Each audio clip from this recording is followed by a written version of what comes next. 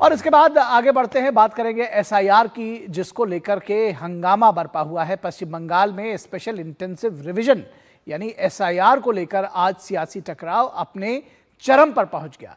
BJP ने 1.25 crore entries में गड़बड़ी का आरोप लगाया, तो दूसरी तरफ टीएमसी समर्थकों का विरोध सीईओ दफ्तर के बाहर हंगामे में बदल गया। इस बीच सीएए के पात्र प्रवासियों की याचिका पर सुप्रीम कोर्ट ने केंद्र को नोटिस जारी किया है। देखिए ये रिपोर्ट।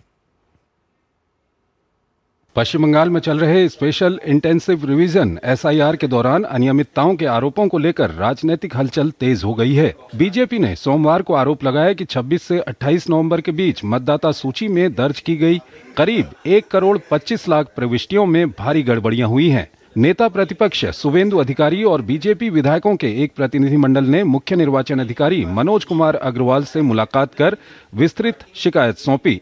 शुभेंदु अधिकारी ने गंभीर आरोप लगाते हुए कहा कि राजनीतिक consultancy agency IFAC data entry प्रक्रिया में दखल दे रही है। बीजेपी की मांग है कि 26 से 28 नवंबर के बीच हुई सभी प्रविष्टियों की विशेष प्रेक्षकों और चुनाव आयोग की तकनीकी टीम से जांच व ऑडिट कराया जाए, ताकि चुनावी प्रक्रिया की पारदर्शिता सुनिश्चित हो सके। ये कोई बीएलओ नहीं है। किस तरीके से मीडिया का साथ व्यवहार ममता की पुलिस किया, अब देख लिया।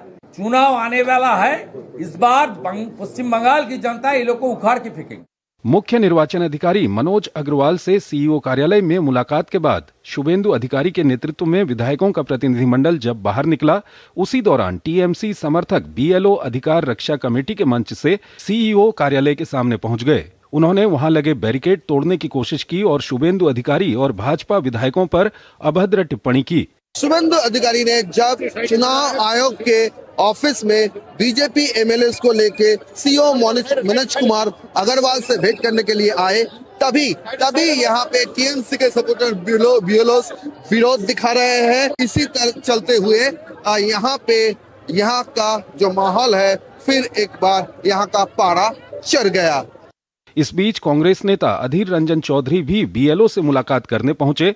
उन्होंने आरोप लगाते हुए कहा कि राज्य में बीएलओ काम नहीं कर रहे हैं, बल्कि सत्तारूढ़ पार्टी के कार्यकर्ता ही बीएलओ बनकर काम कर रहे हैं। ममता बनर्जी खुद प्रेशर क्रिएट कर रही है और ममता बनर्जी ने खुद धमकी दिया है कि देखिए ज्यादातर बीएलओ ऑनेस्ट हैं, वो चाहते हैं कि अपनी रूल्स एंड रेगुलेशन को मानते हुए वो काम करें।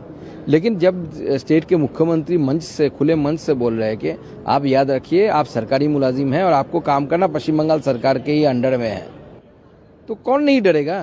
बीएलओ थे नहीं वहाँ, सत्तारूढ़ पार्टी के सारे कार्यकर्ता थे वहाँ, तो सरकार उनके है, रास्ता उनके है, पुलिस बल उनके है, तो उनको तो बड़ी जमाई की आधार से उनको पार किया जाएगा। इस बीच प्रदर्शन के पीछे तृणमूल का हाथ होने का एक और सबूत मिला है।